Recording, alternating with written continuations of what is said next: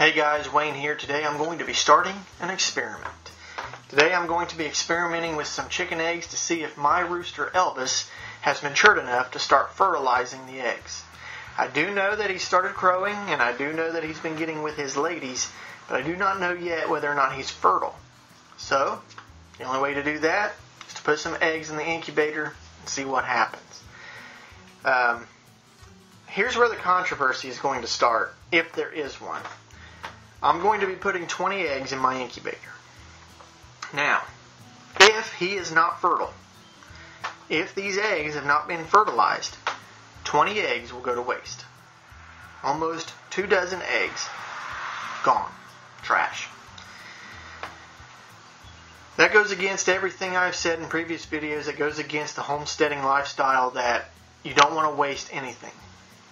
I agree. I don't want to do it. It's the only way I know to see if these are fertilized. And also, I have a styrofoam incubator. If I start out with 6 eggs, 6 eggs, you still don't want to waste them, but it's better than 20, right?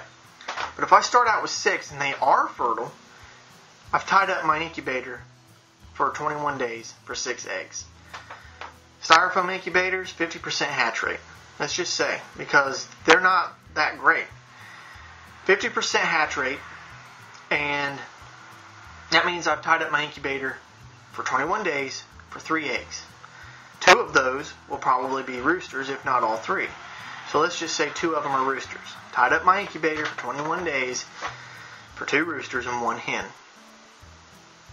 It doesn't do me any good. Yeah, the roosters can go into the freezer and the hen can go into the laying flock, but how do I know that those 6 eggs, even though he's fertile, how do I know that those 6 eggs were good to begin with? How do I know I didn't shake them up too much when I brought them from the chicken house to the kitchen? How do I know something strange didn't happen inside the chicken house when the chickens were laying them? When they get up there and they start rocking them back and forth to make room for their eggs that they're about to lay.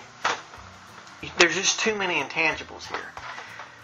If I start out with a big clutch of 20 and they are fertile, then I'll know it because not all of these eggs will be bad.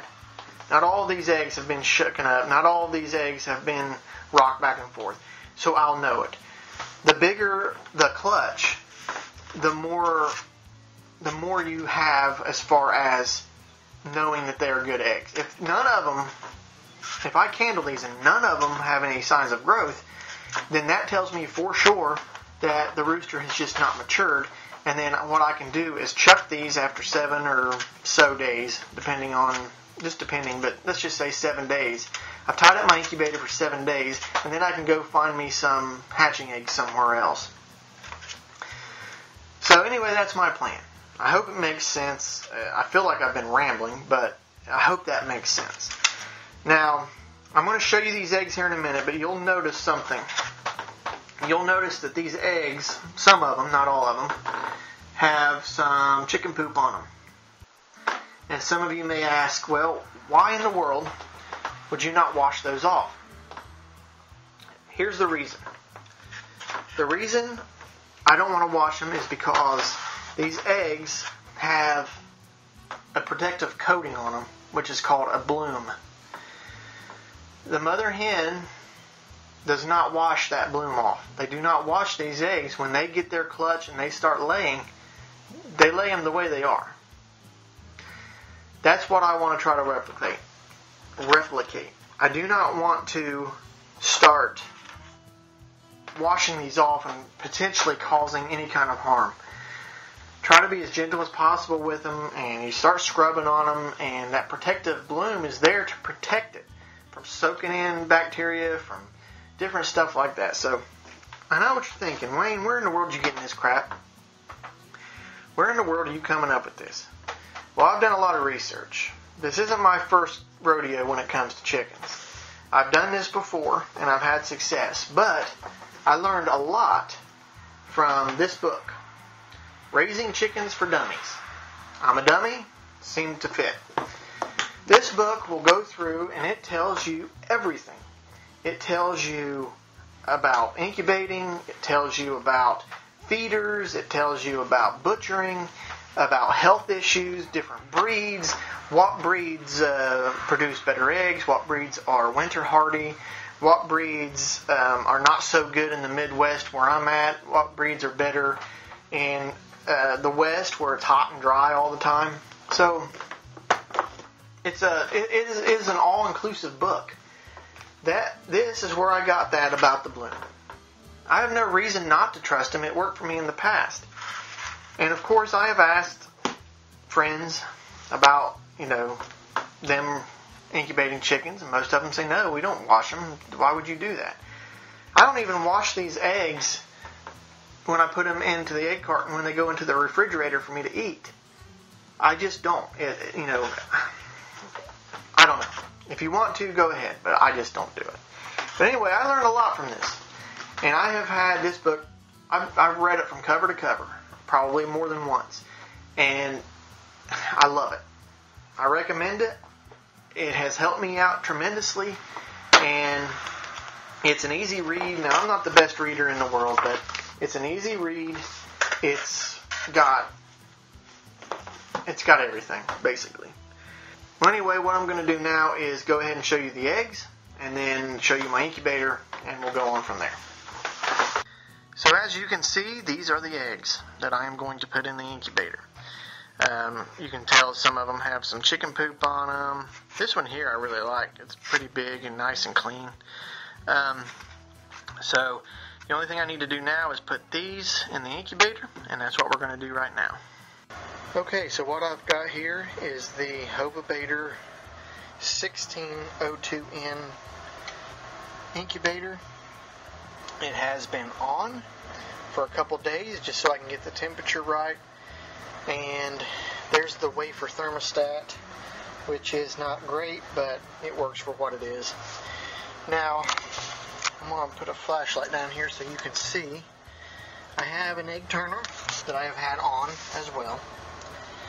But I've also got a thermostat / hydrometer that tells me the temperature as well as the humidity level. Now the temperature is 36.9. That's a little low. I want it to be about 37.5. This is in Celsius. 37.5 is about 100 degrees Fahrenheit.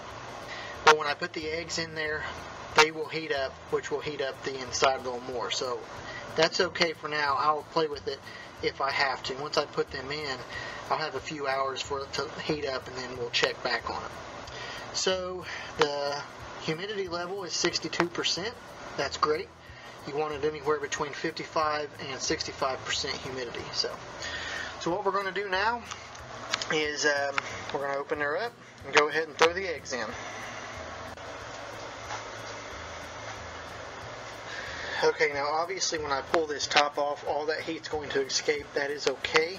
I'll put the eggs in, put the top right back on, and then I will play with the temperature as I need to within the first few hours. So I'm going to go ahead and get this open.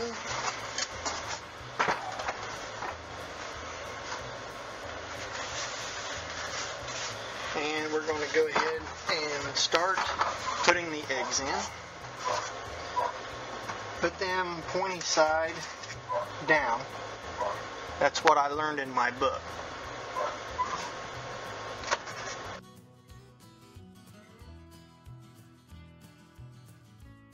Okay, so I've got all the eggs in.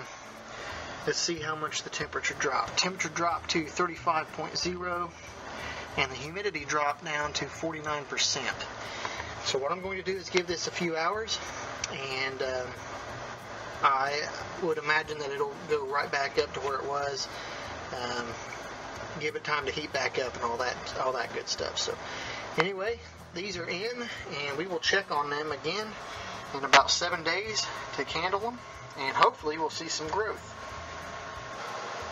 Alright guys, well the eggs are in the incubator. Now we play the waiting game. 21 days from now, hopefully I have some biddies. 7 days from now I'm going to candle them, and of course I'm going to bring you along with me. Hopefully we see some growth.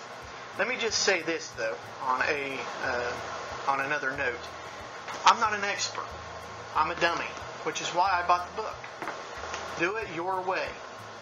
There are certain rules you have to apply: 100 degree temperature, 21 days in the incubator, 65% humidity. Other than that, do it your way. It's your homestead. Don't let people tell you you're doing it wrong, okay? Do it your way. It's your homestead. You need to do it the way you want to do it. But anyway, that's it for this update. I'm going to be taking you guys along with me as I candle the eggs. And so this is going to be an experience for all of us. So hopefully the next time we do an update, I see some growth in the eggs. Anyway, thanks for watching, and I'll talk to you next time.